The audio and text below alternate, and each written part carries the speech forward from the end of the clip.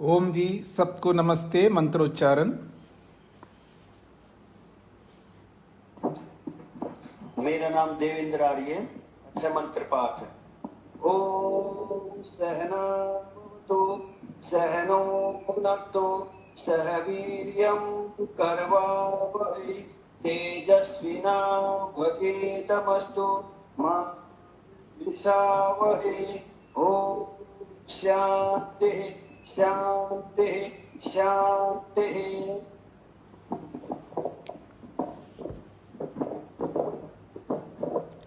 Mic बंद करके रखिएगा।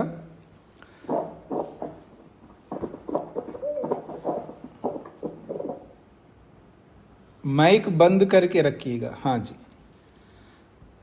न्याय दर्शन की कक्षा संख्या 11 है। प्रथम अध्याय का प्रथम आहनिक चल रहा है, उसका दूसरा सूत्र। तत्वज्ञान के उपरांत क्या होता है, ये प्रसंग चल रहा है। तो तत्वज्ञान के बाद मिथ्या ज्ञान समाप्त होता है। यदि उस मिथ्या ज्ञान को समाप्त नहीं करते हैं तो उस मिथ्या ज्ञान के कारण से राग और द्वेष उत्पन्न होते हैं। और जब राग और द्वेष उत्पन्न होते हैं तो उस राग और द्वेष के कारण से असूया, ईर्ष्या, लोभ, अहंकार, नाना प्रकार के दोष उत्पन्न होते हैं। और जब ये दोष उत्पन्न होते हैं तो इन दोषों से युक्त होकर के मनुष्य शरीर से 3 प्रकार के अशुभ कर्म करता है, जिसको हिंसा, अस्तेय और व्यभिचार कहा है। और वाणी से 4 प्रकार के अशुभ कर्म करता है, झूठ बोलना, कठोर बोलना, चुगली करना और अनर्गल बोलना। और मन से दूसरे के प्रति द्रोह रखता है, दूसरे की हानि करता है। मन से इतनी हानि करता है दूसरे की, उसकी कोई सीमा नहीं होती है। मानसिक कर्मों की कोई सीमा नहीं। जिस देश को आप पसंद नहीं करते होंगे ना, उस देश के सभी लोगों को आप मारने की बात करते हैं। उनकी हानि चाहता है व्यक्ति, दूसरे का द्रोह और दूसरे के द्रव्य की लालसा, अर्थात परद्रव्य को पाने की अभिलाषा रखना। और सबसे बड़ी बात यह है कि नास्तिकता। ये मानसिक 3 कर्म, तो शारीरिक 3 कर्म, वाचनिक 4 कर्म और मानसिक 3 कर्म, ये 10 पाप कर्म व्यक्ति करता है। और उसके विपरीत यदि समझदार बनता हुआ अपने द्वारा जो मेहनत करके जो ज्ञान विज्ञान प्राप्त किया है मनुष्य ने, जानकारी बहुत होती है, इंफॉर्मेशन बहुत गेन करता है व्यक्ति, पर उस जानकारी के अनुरूप यदि कर्म करना प्रारंभ कर दे तो शारीरिक रूप से शरीर से वो दान करना, क्योंकि दान त्याग है। और उपनिषदों को आप पढ़ेंगे तो उपनिषदों में भरा हुआ है त्याग करने का। तो दान करता है और दूसरों की रक्षा करता है, और सबसे बड़ी बात सेवा करता है। ये शरीर से 3 प्रकार के पुण्य कर्म करता है। और वाणी से 4 प्रकार के पुण्य कर्म करता है। सत्य बोलना और हितकारी, दूसरे का कल्याण हो इसलिए वो सत्य बोल रहा है व्यक्ति। सत्य इसलिए नहीं बोल रहा कि किसी को नीचे दिखाना हो। और वो सत्य भी कठोर नहीं बोलता है, प्रिय बोलता है, मधुर बोलता है। और सबसे बड़ी बात है, मनुष्य की आज आवश्यकता है स्वाध्याय की। मनुष्य बहुत कम स्वाध्याय करता है, और जितना कम स्वाध्याय करेगा उतना ही अधिक पाप करेगा। इसलिए स्वाध्याय ये बहुत महत्वपूर्ण है। और मन से दया करना और स्प्रिया न रखना, अस्प्रिया से युक्त होना और श्रद्धा रखना, ये सारी बातें आपने कल समझने का प्रयत्न की है। इनको याद करिएगा। शरीर से कितने पाप करता है, शरीर से कितने पुण्य करता है, वाणी से कितने पाप करता है, वाणी से कितने पुण्य करता है, मन से कितने पाप करता है और मन से कितने पुण्य करता है, तो इन 10 कर्मों को आपको याद होना चाहिए। और याद करिएगा, और आधी रात को उठा करके भी मैं पूछूं आपको तो आप बता सकें, इस तरह याद करिएगा। हाँ जी, आदित्य जी को क्या कहना है? नमस्ते गुरु जी। गुरु जी, मेरा प्रश्न है कि ये इस प्रसंग में जब मिथ्या ज्ञान होता है तो उसके बाद अनुकूल चीज में राग होता है और प्रतिकूल चीज में द्वेष होता है। इन दोनों के कारण प्रवृत्ति उत्पन्न होती है। प्रवृत्ति में व्यक्ति पाप भी करता है और पुण्य भी करता है। क्या इसे ऐसा समझना चाहिए? ऐसा ही, ऐसा ही समझना चाहिए और ऐसा ही बता रहे। और गुरु जी, दूसरा प्रश्न है कि जो एकदम प्रारंभ में, शास्त्रों के प्रारंभ में जो वार्तिक था उसमें भी प्रवृत्ति की बात कही गई है, लेकिन वह तत्व ज्ञान से रिलेटेड है। अर्थात जब प्रमाण पूर्वक किसी अर्थ का यथार्थ बोध हो जाता है तब प्रवृत्ति सामर्थ्य होती है। उस समय व्यक्ति क्या केवल पुण्य कर्म ही करता है? हाँ, जब तत्वज्ञान होता है, यथार्थ बोध होता है, तो पुण्य कर्म ही करेगा ना, पाप क्यों करेगा? जब आप एक ओर से कह रहे हैं प्रमाण पूर्वक जब किसी को जानता है, तो जहां प्रमाण है वहां मिथ्या नहीं होता है, जहां प्रमाण है वहां अशुभ नहीं हो सकता। अशुभ वही होता है जहां प्रमाण नहीं होता है। ये याद रखिएगा, हम अपने जीवन में जहां कहीं पर भी पाप कर रहे हैं, इसका सीधा अर्थ है हम प्रमाण के अनुरूप चल नहीं रहे। जहां प्रमाण नहीं होता वहीं पाप स्टार्ट होता है, प्रारंभ होता है, और जब प्रमाण हो वह पाप नहीं कर सकता व्यक्ति। उदाहरण के लिए एक उदाहरण देखिए, एक युवक है, जॉब प्राप्त करना है, एक्सपीरियंस नहीं है, लेकिन एक्सपीरियंस का लेटर लाया, तो क्या वहां प्रमाण है? ठीक है ना? तो कहने का तात्पर्य है कि जैसे ही प्रमाण को हटाएगा जीवन में, वहीं पाप प्रारंभ होता है। अथवा यूं कहिए, जहां पाप हो रहा है तो समझ लेना वह प्रमाण नहीं, और जहां प्रमाण है वहां पाप नहीं होता है। दोनों विरोधी है। प्रमाण ही तो तत्वज्ञान है। प्रमाण पूर्वक चलने का अर्थ ही तत्वज्ञान है, ये याद रखिएगा। हाँ, ये अलग बात है, वो तत्वज्ञान अलग अलग प्रकार का होगा, जैसा आपने पहले सूत्र में पढ़ा है। जैसे कोई अर्थ को प्राप्त करना भी, धन को प्राप्त करना भी तो तत्वज्ञान है, पर वो धन जो प्राप्त कर रहा है, यदि तत्वज्ञान से प्राप्त कर रहा है तो वहां पाप कैसे होगा? वो तो लीगली काम कर रहा है सब काम। इसलिए प्रमाण जहां, वहां पाप नहीं, किसी भी प्रकार का पाप नहीं है। जी आगे बढ़। गुरुजी, जो मिथ्या ज्ञान से दोष उत्पन्न हुए हैं, इसमें पाप भी हो सकता है और पुण्य भी कर सकता है व्यक्ति। आपका वॉइस ब्रेक हुआ था, दोबारा बोलिए। मेरा प्रश्न है कि मिथ्या ज्ञान से जो दोष उत्पन्न हुए हैं, उस अवस्था में व्यक्ति पाप भी कर सकता है और पुण्य भी कर सकता है। हाँ जी, कर सकता है, क्योंकि मिथ्या ज्ञान जो है पाप भी करवाता है और पुण्य भी करवाता है। जी, लेकिन यहाँ हमें यह समझना है कि ये जो पुण्य कर रहा है व्यक्ति, वो प्रमाण पूर्वक तो है, लेकिन वह मिथ्या ज्ञान के साथ में ये अलग व्यापक विषय हो जाएगा। तो हाँ जी, अनीता जी को क्या कहना है? नमस्ते स्वामी जी।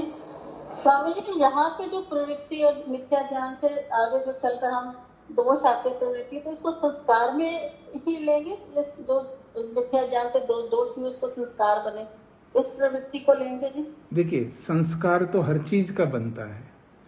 मिथ्या ज्ञान का संस्कार बनता है, आप कर्म करेंगे तो उसका भी संस्कार बनेगा, आप भक्ति करेंगे तो उसका भी संस्कार बनेगा। संस्कार तो सबका होता है। आप क्या कहना चाहते हैं संस्कार से? मतलब प्रवृत्ति को हम जो हमारा, जैसे मैं सोचती हूँ कि पुनरावृत्ति होती रहती है उस चीज की। देखिए, प्रवृत्ति का अर्थ क्या समझते? पहले प्रवृत्ति का मीनिंग बताइए। हम उसको दोबारा नहीं, यहाँ प्रवृत्ति का मतलब है कर्म। प्रवृत्ति का मतलब यहाँ कर्म है। पीछे भी बताया ना, प्रवृत्ति का अर्थ ही यहाँ कर्म है। जी, तो तत्व ज्ञान में भी वो लेंगे कि जब हम प्रमाण पूर्वक किसी चीज को जान लेते हैं तो उस कर्म में उसको कर्म के रूप में ले आते हैं। देखिए, तत्वज्ञान हो गया है तो कर्म करेगा ना। तत्वज्ञान कर्म करने के लिए होता है। जितना भी नॉलेज है, चाहे वो मिथ्या ज्ञान वाला ज्ञान हो चाहे सत्य ज्ञान वाला ज्ञान है, वो कर्म करने के लिए होता है।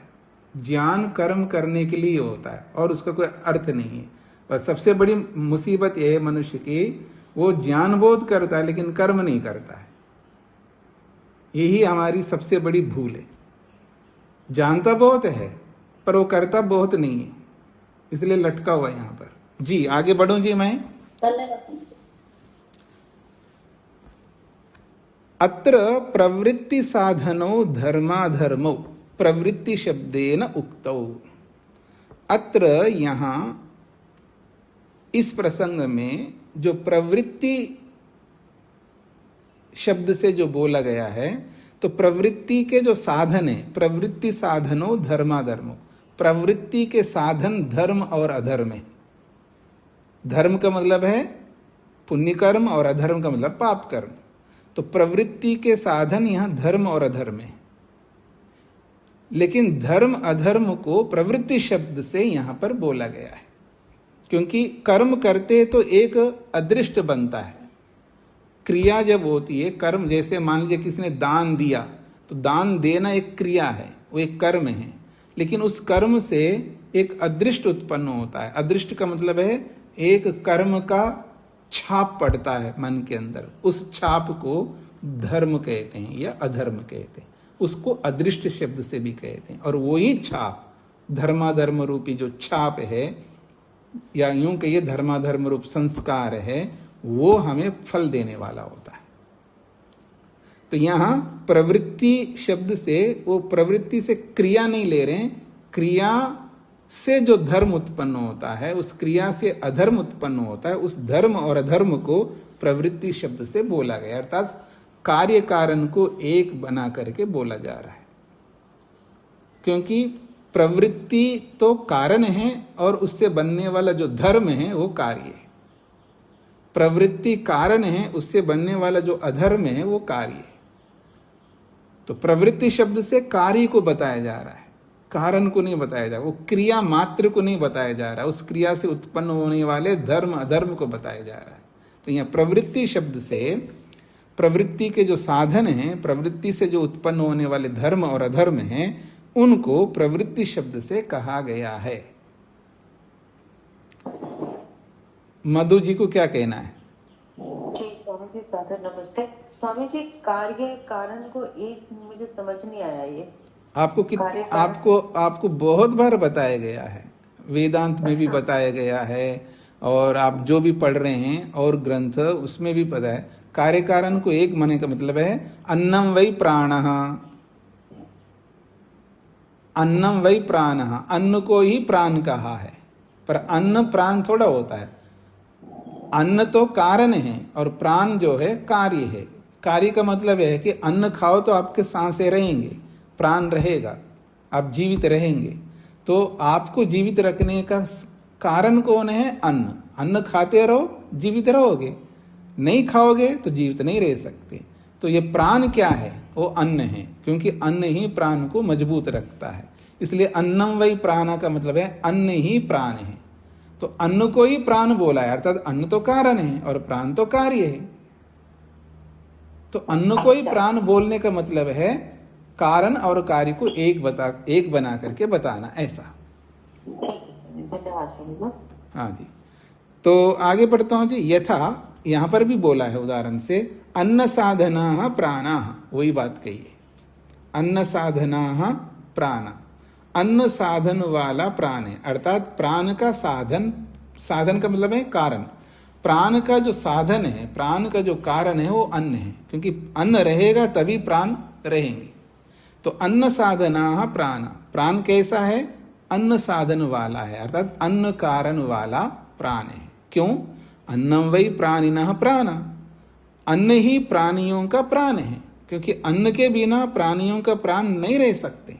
इसलिए उस अन्न को ही यहाँ प्राण बता दिया, कारण को ही कार्य बता दिया।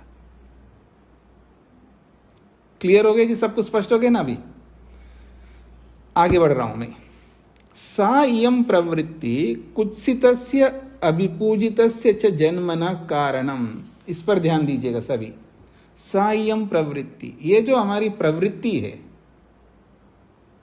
ये जो हमारी प्रवृत्ति, हर प्रकार की प्रवृत्ति अर्थात हर प्रकार की हमारी क्रिया, हर प्रकार का हमारा कर्म क्या करने वाला है? कुत्सितस्य अभिपूजितस्य जन्मना कारणम। कुत्सित जन्म का और अभिपूजित जन्म का कारण है। कुत्सित का मतलब है निंदित, कुत्सित जन्म का कारण है। हमारी प्रवृत्ति ही निंदित जन्म का कारण है। हमारी प्रवृत्ति ही, अभिपूजित का अर्थ होता है श्रेष्ठ, तो अभिपूजितस्य जन्मना कारणम, श्रेष्ठ जन्म का कारण है। निंदित जन्म का और श्रेष्ठ जन्म का कारण मात्र ये प्रवृत्ति है। तो सायम प्रवृत्ति, वह ये जो प्रवृत्ति है, कुत्सित यानी निंदित, कुत्सितस्य जन्मना, ये जन्म का विशेषण है। कैसा जन्म? कुत्सितस्य जन्मना। जन्मना में भी षष्ठी विभक्ति है और कुत्सितस्य में भी है।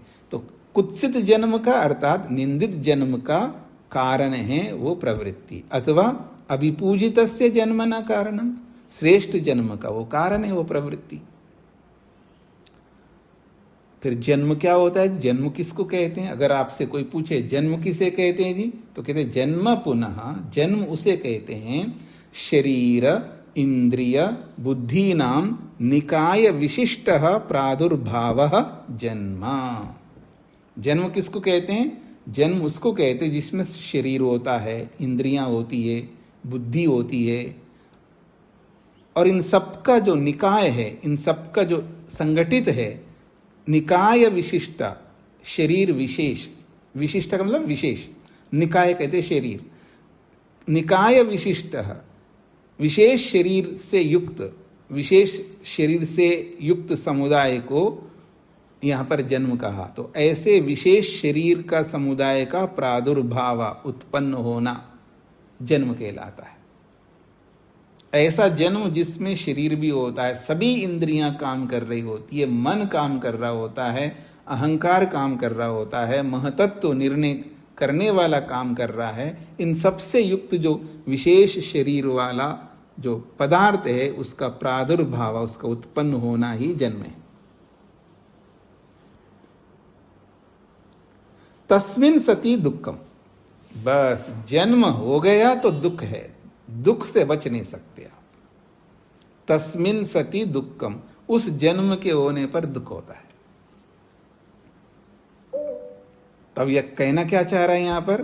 दुख नहीं चाहते हो तो जन्म मत लो, सीधी सी बात है। यदि दुख नहीं चाहते हो तो जन्म मत लेना। जन्म लेना चाहते हो और दुख नहीं चाहते हो, यह संभव नहीं है, क्योंकि जन्म ही दुख का कारण है। जन्म लेना ही दुख का कारण है। अब योगाभ्यासियों के मन में आता है, तो जन्म लेंगे नहीं तो ये जन्म से बचेंगे क्यों, कैसे? एक बार तो जन्म लेना ही होगा। जन्म लेकर के दोबारा जन्म ना लेने के लिए मेहनत करना होगा। जन्म लेकर के दोबारा जन्म ना हो, उसके लिए ऐसी प्रवृत्ति करनी है जिससे तत्वज्ञान हो जाए। फिर उसके बाद फिर जन्म नहीं होगा तो फिर दुख नहीं होगा। लेकिन वो अगर हम नहीं करते, तत्वज्ञान के लिए जन्म नहीं ले रहे हैं, आप देखेंगे अक्सर प्राय हर मनुष्य तत्वज्ञान के लिए नहीं जी रहा होता है, भोगों को भोगने के लिए जी रहा होता है। ये लक्ष्य नहीं बना रहा है कि मेरे को तत्वज्ञान प्राप्त करना है, उसके लिए नहीं जी रहा है, वो भोगों को भोगने के लिए जी रहा होता है। अगर बाई चांस किसी को बोला, रे कुछ आओ ना, चलते हैं, थोड़ा ध्यान करते हैं, कुछ विवेक, नहीं भाई अब नहीं, देखते हैं कभी। वो तत्वज्ञान के लिए नहीं जी रहा होता है, वो भोगों को भोगने के लिए जी रहा होता है। अब किसी को चलो खाते हैं, बिल्कुल तैयार है, चलो घूमते हैं, बिल्कुल तैयार है, चलो ये करते हैं, यानी सांसारिक कोई भी काम के लिए आप बोलो ना, पीछे नहीं हटेगा वो। अब विकल्प में मत मन लगे, नहीं जी मैं तो खाने के लिए तो प्रवृत्त नहीं होता हूं। खाने के लिए नहीं होते तो किसी और के लिए तो हो गए ना। यहाँ एक चीज थोड़ा है भोग, भोग तो यहाँ तो असंख्य है, असंख्य भोग है, असंख्य। आप लोग कई बार क्यों सोचते हैं, नहीं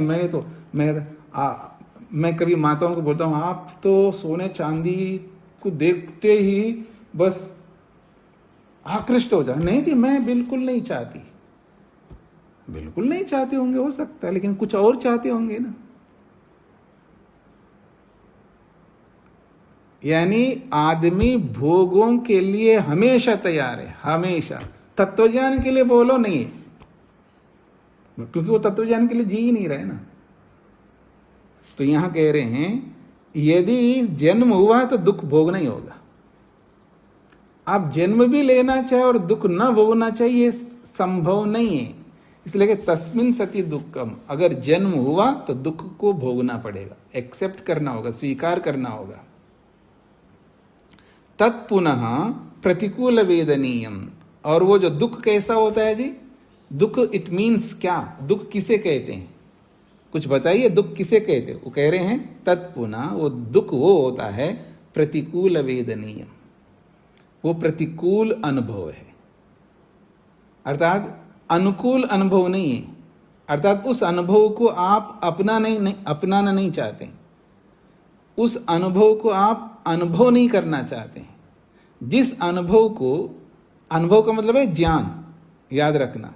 उस दुख को अनुभव का मतलब ज्ञान है, याद रखना। ज्ञान को महसूस करना है, वो भी एक प्रकार का ज्ञान है। तो यहां पर कहा जा रहा है प्रतिकूल वेदनीयम, वो प्रतिकूल है, अनुकूल नहीं है। और उसी दुख को यहां बाधना शब्द से बोला है, या पीड़ा शब्द से बोला है, या तापा शब्द से बोला है। दुखम कहो, बाधना कहो, पीड़ा कहो, या ताप कहो, एक ही बात है। चाहे वो बाधना हो, पीड़ा हो, ताप हो, ये सब प्रतिकूल वेदनी है। और ये होंगे कैसे? ते इमे मिथ्या जानादयो दुखांता धर्मा अविच्छेदेन एव प्रवर्तमानः संसारः इति। ते इमे मिथ्या जानादय, वे ये जो मिथ्या ज्ञान आदि, दुखांता धर्म, मिथ्या ज्ञान से लेके दुख पर्यंत जो धर्म है, तो मिथ्या ज्ञान से लेके दुख पर्यंत क्या है जो पीछे बता है? दुख है, जन्म है, प्रवृत्ति है, दोष है, या मिथ्या ज्ञान है। दुख, जन्म, प्रवृत्ति, दोष, मिथ्या ज्ञान, ये 5 हैं।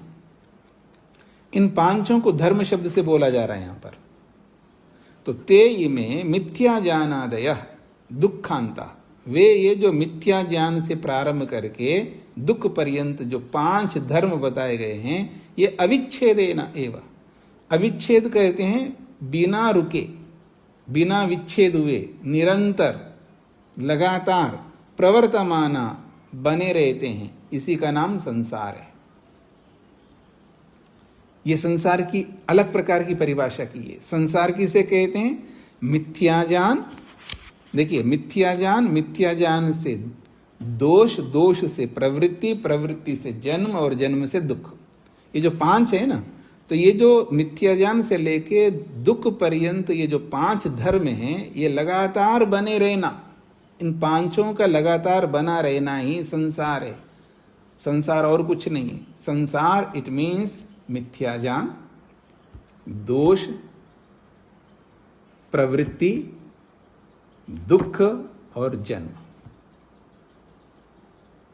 ये जन्म और दुख यूं कहिएगा तो दुख जन्म, ऐसा कहे ना, दुख जन्म प्रवृत्ति दोष मिथ्या ज्ञान। तो मिथ्या ज्ञान, दोष, प्रवृत्ति, जन्म और दुख, ये 5 धर्म जब दिखाई दे रहे हैं तो इसी का नाम संसार है। और एक एक को भी बता सकते हैं। क्या कर रहे हो जी? जी मेहनत कर रहा हूं तो संसार है। क्या कर रहे हो जी? परेशान हो रहा हूं जी, दुखी हो रहा हूं, तो संसार है। गुस्सा कर रहा है व्यक्ति, क्या कर रहा है? संसार है, वो दोष है। तो ये पांचों का बना रहना यही संसार है, क्योंकि संसार में पांच ही मिलेंगे आपको। जिसे संसार कहते हैं, संसार में इन पांचों का अतिरिक्त कुछ मिलेगा नहीं। मिथ्या ज्ञान मिलेगा संसार में, दोष मिलेंगे संसार में, प्रवृत्ति मिलेगी, जन्म मिलेगा और दुख मिलेगा। इसके अतिरिक्त और कुछ है ही नहीं संसार में, यही पांच है। यदा तो तत्वज्ञानात् मिथ्याज्ञानम अपैति, जब तत्वज्ञान हो जाने से मिथ्याज्ञान अपैति दूर हो जाता है, क्योंकि एक साथ दो नहीं रह सकते। तत्वज्ञान है तो मिथ्याज्ञान नहीं रह सकता, अगर मिथ्याज्ञान है तो तत्वज्ञान नहीं रह सकता। यदि मेरे मन में तत्वज्ञान है तो मिथ्याज्ञान नहीं रह सकता, और मिथ्याज्ञान है तो तत्वज्ञान नहीं रह सकता। हाँ, ये हो सकता है, इसके पार्ट से हैं, बहुत सारे इसके विभाग हैं। किसी विषय में तत्वज्ञान है तो उस विषय में मिथ्याज्ञान नहीं रहेगा, ये तो होगा, सबके साथ है। और किसी और विषय में तत्वज्ञान है तो मिथ्याज्ञान नहीं होगा, किसी और तीसरे विषय में मिथ्याज्ञान है तो उस विषय में तत्वज्ञान नहीं होगा। ऐसे प्रकार बहुत हैं, लेकिन जिस प्रकार में मिथ्याज्ञान है उस प्रकार में तत्वज्ञान नहीं होगा।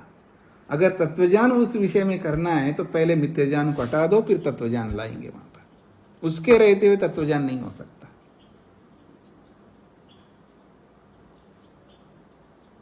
ये तो वैसी बात है जी, मैं मोह को छोड़ना चाहता हूं। कैसे छोड़ोगे?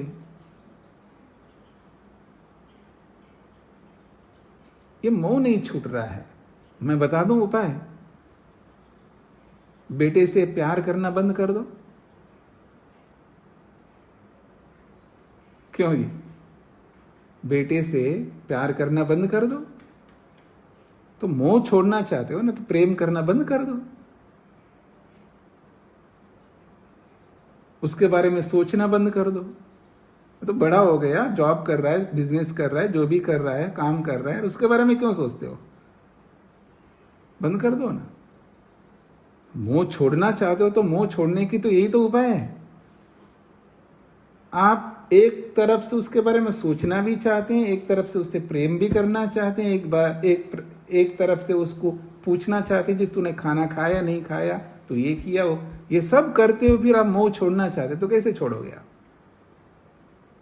प्रवृत्ति तो हो रही है मोह की, एक ओर से मोह की प्रवृत्ति करते हो, आप छोड़ कैसे सकते हैं?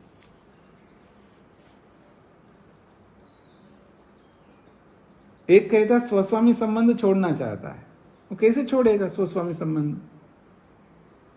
भाई मैं पत्नी के बिना नहीं जा सकता, तो जब नहीं जा सकता है तो फिर स्वस्वामी संबंध थोड़ा छूटेगा वहां पर।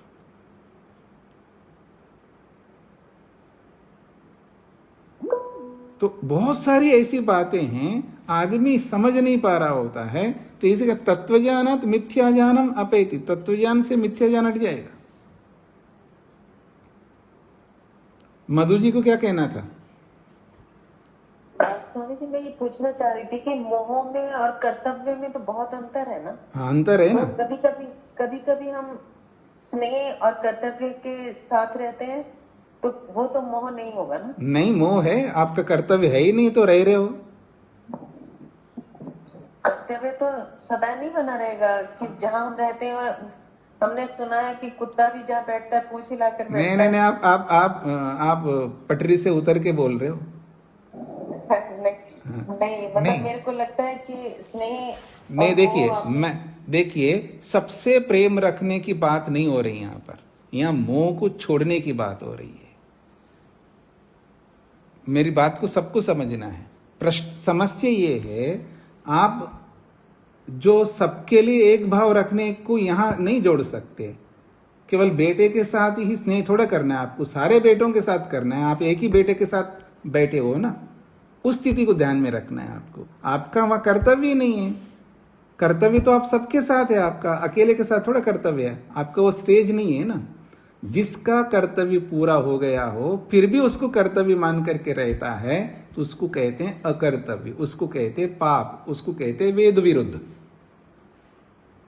तो वेद विरुद्ध ईश्वरीय आदेश के विरुद्ध चलता हुआ उसको हम स्नेह नहीं बोल सकते। स्नेह तो सबके साथ करना होगा ना माता जी। हाँ जी मधु जी, मैं आपके लिए नहीं कह रहा हूं, मैं जनरल बात कर रहा हूं, आपको दिल में नहीं बिठाना मेरी बात को। नहीं स्वामी जी, मैं समझने का प्रयास कर रही हूँ जी अभी आपको स्पष्ट हो गया?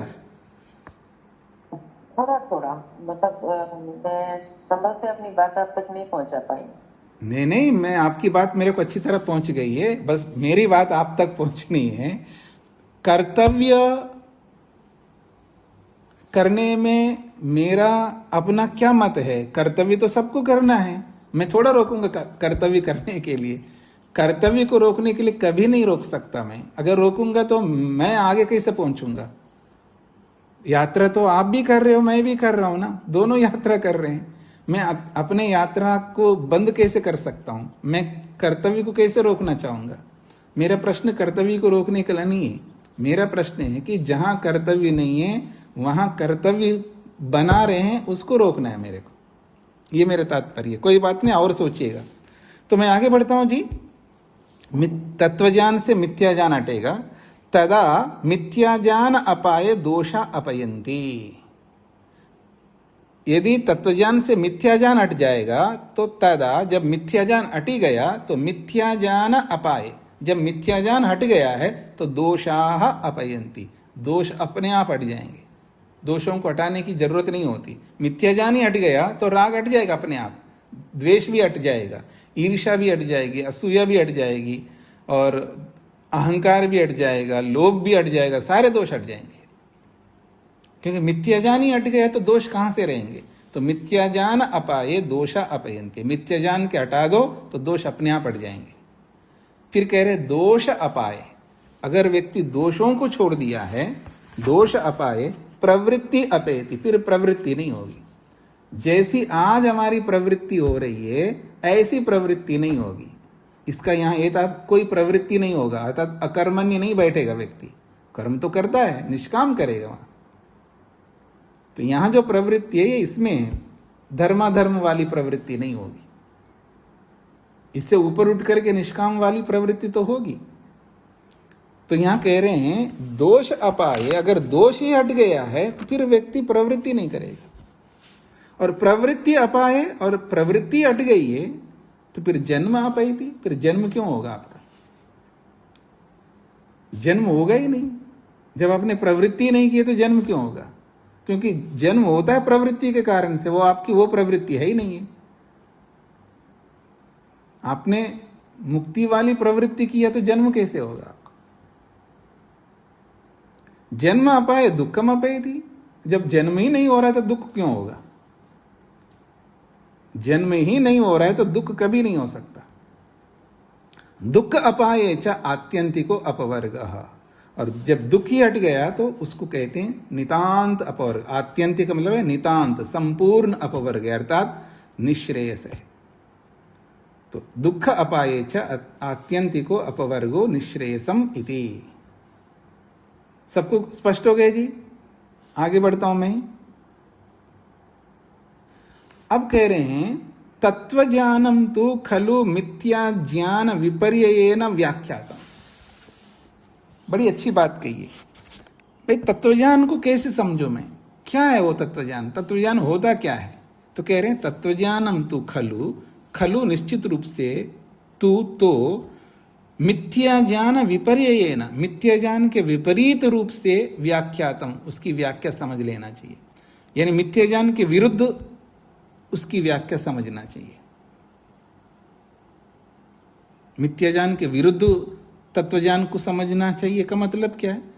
अब मिथ्या ज्ञान क्या था जी? अनात्मा को आत्मा मानना था। तो कहते आत्मनि तावत अस्ति इति, और आत्मा के संबंध में आत्मा होता है, ये मानना होगा। आत्मनि तावत अस्ति इति, आत्मा है, यही समझना होगा। देखिए मेरे को पता नहीं आत्मा होता नहीं होता है, ये नहीं है। आत्मा होता है ये समझना होगा, यही तो तत्वज्ञान है। जो मेरे को समझ में नहीं आ रहा तो कैसे होता है मन? अच्छा, आपको जो समझ में नहीं है उसको आप नहीं मानते? जो अभी आपको समझ में नहीं आया वो आपको नहीं मानते क्या? उन सबको सब मानते हैं आप। कुछ समझ में नहीं आओ तो बता दूं मैं। माँ बाप को मानते नहीं मानते आप? माता पिता को, माता पिता को आप मानते हैं नहीं मानते? अर्थात बिना प्रत्यक्ष किए आपने माता पिता को जाना नहीं जाना है।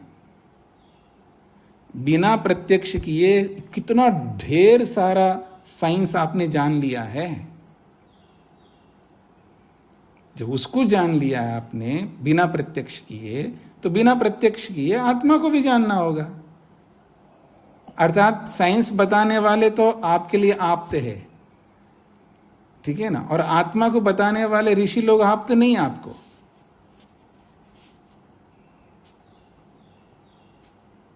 तो कह रहे हैं आत्मनि तावत आत्मा अस्तिति। मैंने नहीं देखा, आत्मा का प्रत्यक्ष नहीं किया, लेकिन मेरे को मानना है, क्योंकि आत्मा होता है, ऋषियों ने बताया है, वेद ने बताया है।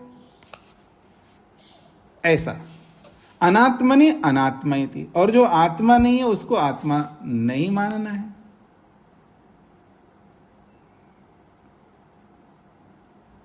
अब ये नहीं बोलना है कि क्या करूं जो मन नहीं मानता, ये कैसे बोल रहे हो? तो आप अनात्मा को आत्मा मान रहे हो। ये नहीं बोल सकते जी मेरा मन नहीं मानता, ये बोल ही नहीं सकते आप। अगर बोल रहे हो तो इसका तात्पर्य आप अनात्मा को आत्मा मान रहे हो। ये कह रहे अनात्मा नहीं अनात्मा, जो अनात्मा है, जो आत्मा नहीं है, उसको अनात्मा ही मानना है, उसको चेतन नहीं मान सकते आप। हाँ जी, वर्मा जी को क्या कहना था? नमस्ते स्वामी जी, ये अत्यांतिक माने क्या होता है? नितांत। नितांत जी। एवं दुखे, ऐसा ही दुख के विषय में समझना है। दुख को दुख समझना है, सुख को सुख समझना है। और हम क्या समझते? दुख को तो सुख समझते हैं और सुख को दुख समझते, जो पीछे बताया था। अनित्य, अनित्य को अनित्य समझना है और नित्य को नित्य समझना है। हम इसका उल्टा समझते हैं। यदि तत्वज्ञान चाहते हो तो अनित्य को अनित्य ही मानना होगा। यदि आपको तत्वज्ञान चाहिए तो अनित्य को अनित्य ही मानना होगा, और अत्राणे, जो असुरक्षित है उसको असुरक्षित ही मानना होगा। जहां असुरक्षा है उसको सुरक्षा नहीं मान सकते, उसको असुरक्षा ही मानना है। सभय, जो भय युक्त है उसको भय युक्त ही मानना है।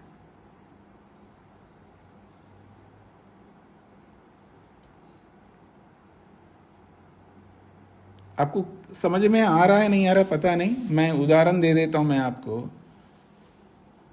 आपके पास पैसा है तो आप अपने आप को निर्भय मान लेते हैं, और पैसा नहीं है तो आपको भय लगता है, इसलिए तो परेशान होते हैं आप।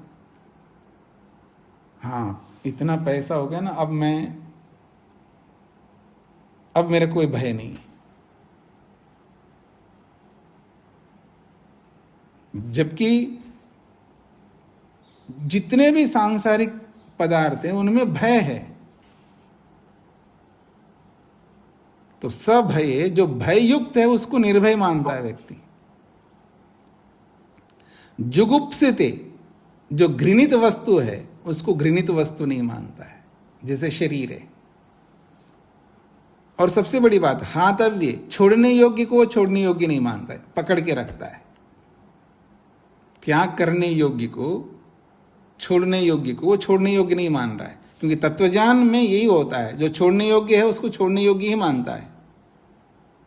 यथा विषयम वेदितव्यम, जैसे जैसे ये विषय उनको उसी तरह समझ लेना है। जहां जैसा विषय आता है उसको उसी तरह समझना है। ये कुछ उदाहरण दिया है। तत्वज्ञान क्या होता है उसका ये उदाहरण है।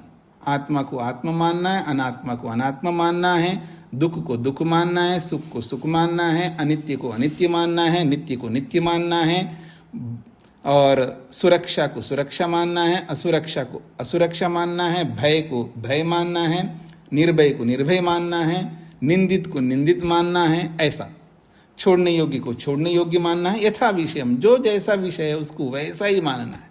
यही तो तत्वज्ञान है। प्रवृत्तो, और प्रवृत्ति के बारे में बता रहे हैं जी। तत्वज्ञान क्या होता है प्रवृत्ति में?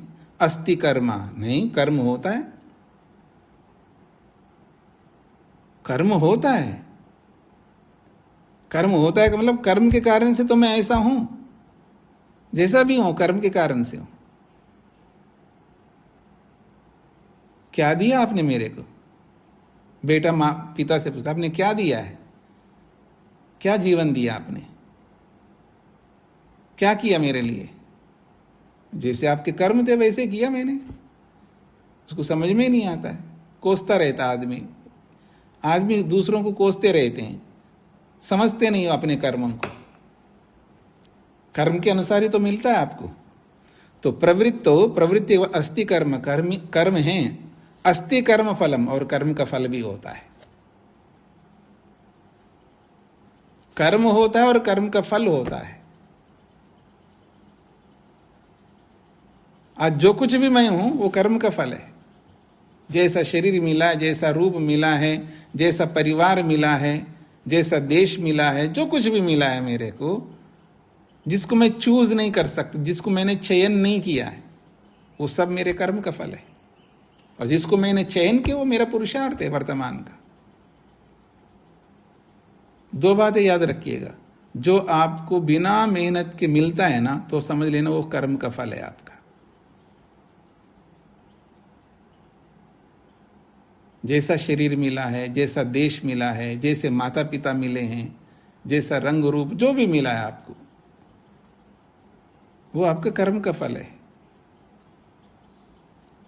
पर जो आपको पत्नी मिली है वो आपका कर्म का फल नहीं है। ये जोड़े ऊपर से बन के आते नहीं। ऊपर कौन सा ऊपर है? वो आपने चूज किया, आपने चयन किया है, आपने चुना, आपके माता पिता ने चुना है या किसी ने भी चुना है। ये आपके कर्म का फल नहीं है। जिसको भी हम चयन करते हैं, चुनते हैं, वो हमारा कर्म होता है, वो कर्म का फल नहीं है। ये तो मेरा भाग्य में था जी, इसलिए मिल गया। ये जो मेरे को पत्नी मिले तो मेरा भाग्य था, कोई भाग्य नहीं है। ये आपने चयन किया है। आपने मतलब किसी ने चयन किया है।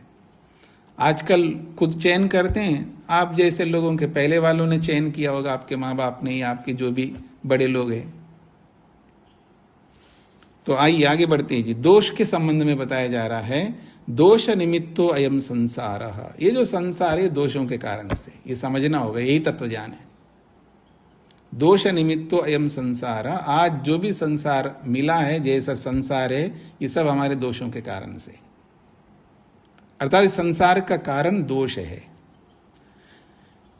प्रेत्यभावे खलु, पुनर्जन्म के बारे में क्या तत्वज्ञान है? अस्ति जंतु जीव सत्व आत्मा वा यह प्रेत्य भवेदिति। प्रेत्यभाव का मतलब है अस्ति जंतु, हाँ कोई जंतु है, अर्थात जीव, अर्थात सत्व, अर्थात आत्मा, अर्थात आत्मा है। यह प्रेत्य भवेदिति, जो शरीर छोड़ करके फिर दोबारा उत्पन्न होता है, जो शरीर को छोड़ करके दोबारा उत्पन्न होता है, ऐसा कोई आत्मा, ऐसा कोई सत्व, ऐसा कोई जीव, ऐसा कोई जंतु है। यही प्रेत्यभाव है। निमित्तवत जन्म, ये जन्म निमित्त वाला है, कारण वाला है। बिना कारण के जन्म नहीं हो सकता है। अगर जन्म हुआ है तो उसके पीछे कारण है। निमित्तवान जन्मोपरमा, और मरना भी कारण वाला है। बिना कारण के नहीं मर सकता मैं, याद रखना। बिना कारण के नहीं मर सकता, बिना कारण के जन्म नहीं ले सकता। दोनों के पीछे कारण है।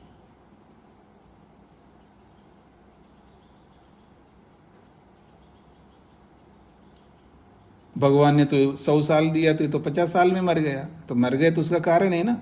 नहीं जी कुछ नहीं हुआ था जी, बिल्कुल ठीक था, बढ़िया खा रहे थे, हंस रहे थे, सब कुछ होते, कोई रोग भी नहीं था, कुछ नहीं था, फिर भी मर गया। ऐसा कैसे मर सकता है जी? आपको नहीं पता है कारण। इसका ये तात्पर्य नहीं कि कुछ कोई कारण ही नहीं था, बिना कारण के थोड़ा मरेगा आदमी। और याद रखना, दुनिया में जितने मरते हैं ना, 99% एक्सीडेंटली मरते, 99%। ये मैं नहीं बोल रहा हूँ, ऋषि बोलते हैं, आयुर्वेदकार कहते हैं 99% लोग जितने भी मरते हैं एक्सीडेंटली मरते हैं। एक्सीडेंटली समझते हैं, कोई ना कोई कारण होता है, स्वाभाविक मृत्यु नहीं है उनका, वो स्वाभाविक मृत्यु से नहीं मरते। स्वाभाविक जो फल मिला है वो पूरा फल कंप्लीट किया तो जाना है उसको, ऐसा कोई नहीं मरता है। स्वाभाविक मृत्यु कोई नहीं मरता, सब एक्सीडेंटली मरते हैं। कोई 1% जो स्वाभाविक रूप से मरने वाले होते हैं। आगे बढ़िएगा।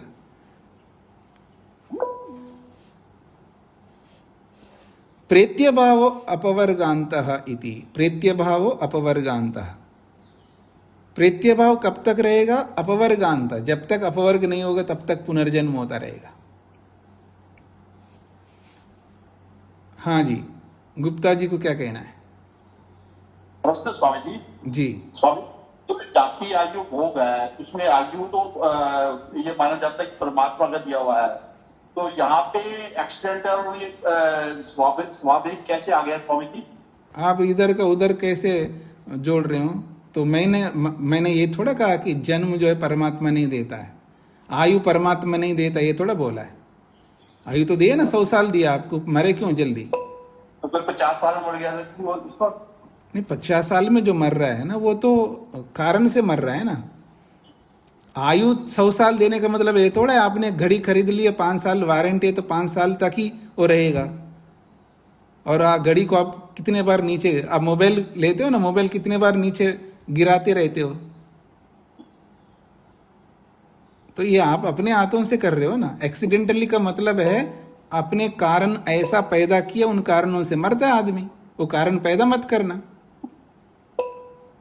तो स्वामी जी इसको तो इसका मतलब तो ये होती है ना, जो आदमी को 100 साल की उम्र मिली है, उससे कम मरा वो एक्सीडेंटल हो गया। हाँ बिल्कुल, स्वाभाविक रूप से मतलब आपको जो मिला है ना उसको आपको बनाए रखना होगा ना। आप नहीं बनाए रखते, आप नहीं बनाए रखते, आपके पड़ोसी आपको बनने नहीं देता है, दूसरा कोई ना कोई कारण है।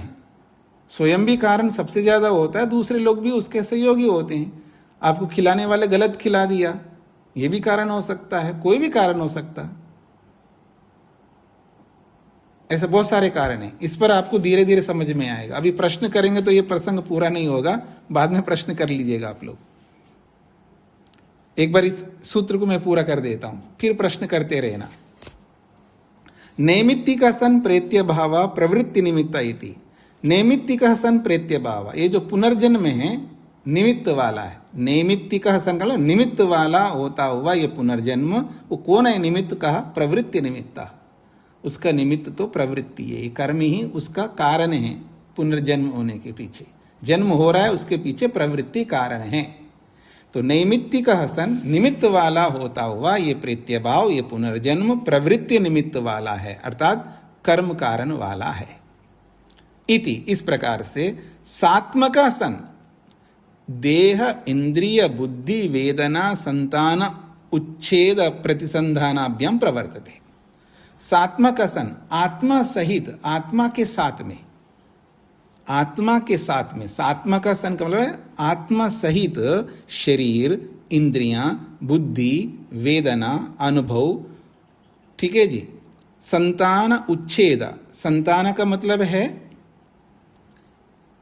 जन्म को प्राप्त करना, फिर उच्छेद का मतलब होता है मृत्यु को प्राप्त करना। प्रतिसंधानाभ्याम, इन दोनों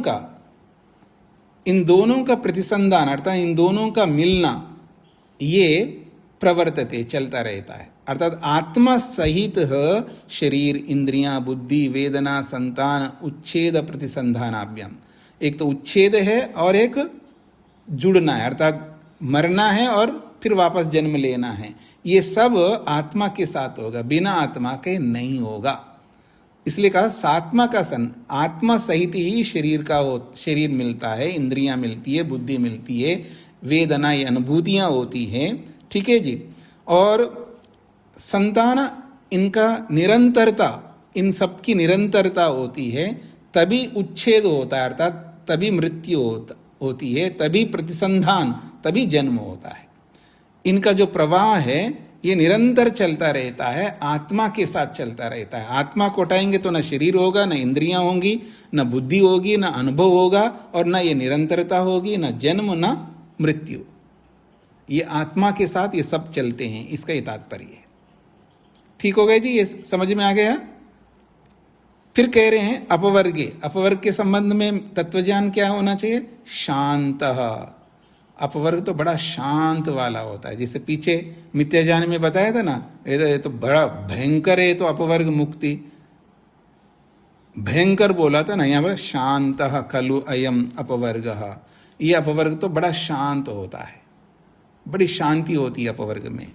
सर्व विप्रयोगः, सब के सब छूट जाते हैं, वहां कुछ भी नहीं रहता हमारे साथ में, अकेला होता है ना, केवल होता है, आत्मा होता है, कुछ भी उसके साथ जुड़ा नहीं रहता है। सर्व विप्रयोग, सब छूट जाते हैं। सर्व उपरमा, और सारे दुख हट जाते हैं। ऐसा अपवर्ग है ये, ऐसा अपवर्ग है जिसमें सर्व उपरमा, सारे दुख छूट जाते हैं, सर्व विप्रयोग, सारे संबंध छूट जाते हैं, अकेला रहता है, केवल रहता है, शांत रहता है, ऐसा अपवर्ग है। बहुच कृच्छ्रम घोरम पापकम लुप्यते इति, बहुत सारा दुख, घनघोर पाप, सारी कठिनाइयां, मुसीबतें, सब कुछ लुप्यते, सब समाप्त हो जाता है। इति कथम बुद्धिमान सर्व दुख उच्छेदम सर्व दुख असंविद अपवर्गम न रोचयेदिति। ऐसा इतना पवित्र, इतना उत्कृष्ट, इतना अकेला और आनंददायक इस मुक्ति को कथम बुद्धिमान, कौन ऐसा बुद्धिमान होगा जिस अपवर्ग में सर्व दुखोच्छेदम, समस्त दुखों का उच्छेद होता हो, विनाश होता हो, और सर्व दुख असंविद, सभी दुखों का अनुभव ना होता हो, किसी प्रकार के दुख का अनुभव ना होता हो, और सारे दुख छूट जाते हो, ऐसे इस अपवर्ग को न रोचयेत। कैसे वो उसमें रुचि नहीं होगी उसको? अगर वो बुद्धिमान है, अपने आप को बुद्धिमान मानता है, कथम बुद्धिमान, कैसे वो बुद्धिमान होगा जिसमें सारे दुखों का विनाश होता हो, कोई दुख का अनुभव नहीं होता हो? ऐसे अपवर्ग में कौन रुचि नहीं करेगा?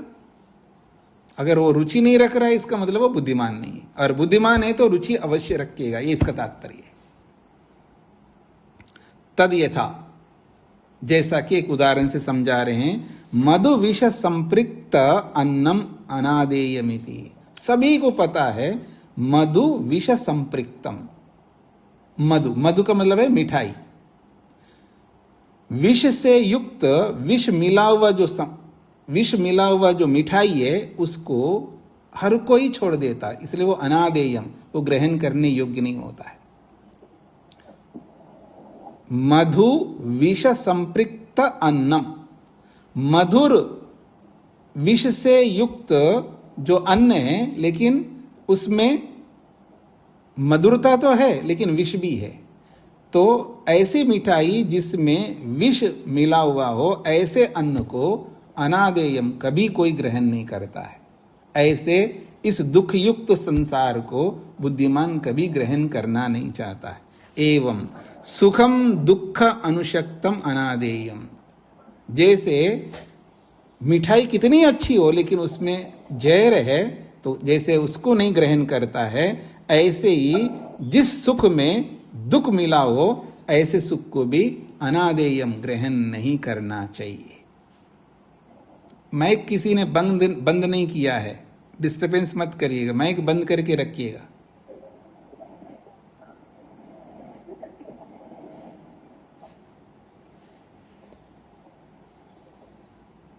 हाँ जी,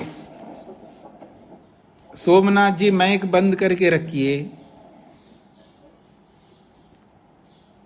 हाँ, अब पूछिएगा।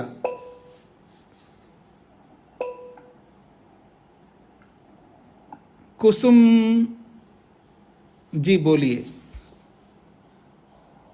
नमस्कार स्वामी जी, जी। मैं दिनेश बोल रहा हूँ कुसुम आईटी से। जी। अभी कारण विषय पे स्वामी जी चर्चा हुआ था, उसमें ये कहा गया था कि जन्म और मृत्यु वो बगैर कारण नहीं होती, यहाँ तक तो सही है जी। उसके तदुपरांत आपने कहा कि आयुर्वेद और ऋषियों के अनुसार 99% लोग एक्सीडेंटली ही मरते हैं, स्वाभाविक मृत्यु से नहीं मरते। जी। परंतु मृत्यु तो प्रत्यक्ष या अप्रत्यक्ष कोई ना कोई तो कारण होता ही है, कारण के बगैर तो नहीं होती, वो स्वाभाविक तो नहीं मानी जा सकती। सभी के सभी जो है जो किसी कारणवश ही रहेंगी मृत्यु, कोई स्वाभाविक का अगर आपको उदाहरण दे सके तो आपका नहीं, धन्यवाद। यहाँ देखिए कारण तो सबके साथ होता है। स्वाभाविक का मतलब है, स्वाभाविक का अर्थ बिना कारण नहीं है। वहाँ स्वाभाविक का मतलब ये होता है अगर कोई प्रोडक्ट आपको दिया गया है और उसको बताया गया 10 साल तक चलेगा, तो आपने उसको संवार करके रखा है तो 10 साल चलेगा ही चलेगा, और हो सकता है 10 साल से थोड़ा सा ज़्यादा भी चलेगा। लेकिन आप उसको रफली यूज़ करते तो वो 10 साल तक नहीं चल सकता है, बीच में चला जाएगा, तो वो एक्सीडेंटली माना जाएगा ना। अर्थात कारण एक्सीडेंटली का मतलब है वहाँ कारण है, मिस यूज़ करना, रफली यूज़ करना कारण है। एक्सीडेंटली का मतलब है वो स्वाभाविक नहीं है, ये इसका तात्पर्य है। मृत्यु से तात्पर्य है मृत्यु का तो कोई ना कोई कारण होगा, ये किसी का भी, चाहे कोई स्वामी हो, चाहे कोई ऋषि हो, चाहे पूरी 100 वर्ष आयु भी कर लें, तो वृद्धावस्था कारण हो सकती है। कारण तो हर एक का रहेगा ना। मैं स्वाभाविक फिर तो नहीं मान देखिए, सकते उसको। स्वाभाविक का मतलब है जिसकी जितनी आयु मिली, 100 साल मिला है तो 100 साल भोग करके जा रहा है, उसको स्वाभाविक मृत्यु बोला जा रहा है। स्वाभाविक मृत्यु मतलब कारण पूरा हो गया, जितने कर्मों का फल जितने साल तक देना था वो दे दिया, वो पूरा हो गया तो अब जा रहा है, उसी को स्वाभाविक बोल रहा है। स्वाभाविक का मतलब बिना कारण के नहीं, ये इसका तात्पर्य है। और जो बीच में जा रहा है तो वो भी कारण से जा रहा है, मिसयूज कर रहा है, उसका रफ यूज कर रहा है, इसलिए जल्दी चला गया। उसको मैंने एक्सीडेंटल शब्द का प्रयोग किया। जी नहीं, इसमें मेरा सिर्फ एक ही प्रश्न था, अपने परिवार से ही लेके चलता हूँ। मेरे दादाजी 114 साल के थे जी। और वो फर्स्ट फ्लोर से गिर गए थे, जी। जिस वजह से उनकी डेथ हुई। अदरवाइज वो 8-10 साल और निकाल जाते जैसे उनका स्वास्थ्य था। तो इसमें भी कारण तो रहा कि वो गिरे, जबकि उन्होंने कोई हाँ, अब आप जो कहना चाह रहे हैं अब मेरे को समझ में आया। मतलब वो गिरे ये कारण अर्थात पहले से डिसाइडेड है, ये आप कहना चाह रहे हो, उनका गिरना डिसाइडेड है। डिसाइडेड नहीं कह सकता, वो एक्सीडेंट ही है, उनकी गलती से या आयु की वजह से भी हो सकता है कि प्रथम मंजिल से उतरते हैं वो, उनका लात फिसला और सीढ़ियों से नीचे गिर गए। तो उसके पश्चात 1 महीना और रहे बेड पे, उसके बाद दिवाली के दिन उन्होंने बोल दिया कि बुला लो, आज मैं जाने वाला हूँ। तो रात को उन्होंने प्राण अपने त्याग दिए 7 बजे संध्या करके। तो आप इससे क्या कहना चाहते हैं? मेरा यही कहने का था कि मतलब उनकी आयु होने के बावजूद भी वो स्वस्थ थे, परंतु क्योंकि एक्सीडेंट हुआ, गिर गया, तो कारण तो उनके लिए भी बना। फिर वही बात जो देखिएगा, क्या मैं ये बोल रहा हूँ बिना कारण के मरे, ये बोल रहा हूँ? आप ऐसे नहीं समझेंगे ना, जब मैं आपसे प्रति प्रश्न करूंगा तभी। मैं ये कहना चाह रहा हूँ बिना कारण के गए, कारण तो रहा उनका ना, गिर गए। मेरा प्रश्न का उत्तर दिए। क्या मैं ये कहना चाह रहा हूं बिना कारण के मरे? इसका समाधान दीजिए। आप इसका समाधान नहीं दे रहे हो। देखो, क्या मैं ये कहना चाहता हूं, कह रहा हूँ कि कारण था, कारण से गए वो, बिना कारण के नहीं मरे वो। तो क्या मैं ये कहना चाह रहा हूं कि वो बिना कारण के मरे? नहीं, आपने ये कहा था कि 99% जो है कारण रहते हैं एक्सीडेंटली और 1% स्वाभाविक। तो स्वाभाविक तो आप मेरी बात को नहीं समझ रहे, बार बार वही दोहरा रहे हैं। स्वाभाविक का मतलब बिना कारण के नहीं है, कितने बार बोला है मैंने, फिर वापस बार बार वही बात आप बता रहे हो। आप मेरी बात को भी तो समझना है ना आपको। मैंने ये सिर्फ ये आपसे चाहता हूँ कि स्वाभाविक का कोई एक ऐसा उदाहरण दीजिए जिससे हम माने कि ये स्वाभाविक है मृत्यु। आपने कहा ना 1% जो है वो स्वाभाविक वेद और आयुर्वेद में है। ये वेद कहता है मनुष्य को 100 साल जीने के लिए कहता है, और वो 100 साल जी करके जाता है तो उसको स्वाभाविक कहते हैं। जी जी। तो अब समय पूरा हो गया जी, तो इसलिए मैं इसको यहीं पर विराम दूंगा। तो ऐसा करते हैं, अगली कक्षा जब हो जाएगी, तो जब मैं अगली कक्षा जब प्रारंभ होता है तो एक पीछे आप लोगों के प्रश्न रह गए थे। जब अगली कक्षा प्रारंभ हुई थी तब मैंने प्रश्न, किसी का प्रश्न है तो फिर आप लोग जिन्होंने हाथ खड़ा किया वो उस दिन हाथ खड़ा करके पूछा नहीं है। ठीक है जी। तो अब मैं नहीं पूछूंगा, आपको हाथ खड़ा, क्लास जब प्रारंभ होगा तो आप लोग हाथ खड़ा करिएगा, तब मैं बोलूंगा हाँ पूछिएगा, तब प्रश्नों का समाधान मैं करूंगा। वो पाठ से संबंधित होना चाहिए प्रश्न, जो पाठ आपने पढ़ा है उससे संबंधित आप प्रश्न करें तो निश्चित रूप से आपके प्रश्नों का समाधान करके मैं अगला पाठ प्रारंभ करूंगा। और समय हो गया है, मेरे को ये कहा गया है कि कल अवकाश रखा जाए, क्योंकि 15 अगस्त के कारण से अवकाश चाहते हैं, इसलिए मैं कल भी अवकाश रखूंगा और रविवार का भी अवकाश वैसे भी रहता है, तो अब 2 दिन का अवकाश रहेगा। ओम शांति शांति शांति।